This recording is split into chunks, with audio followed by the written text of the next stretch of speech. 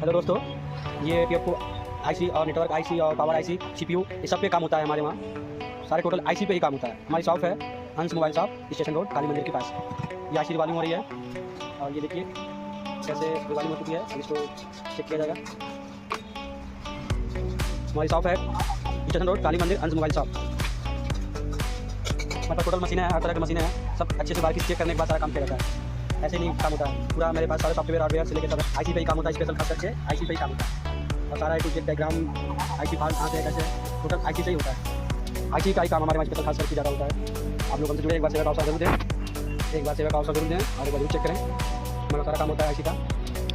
हमारा mobile shop है।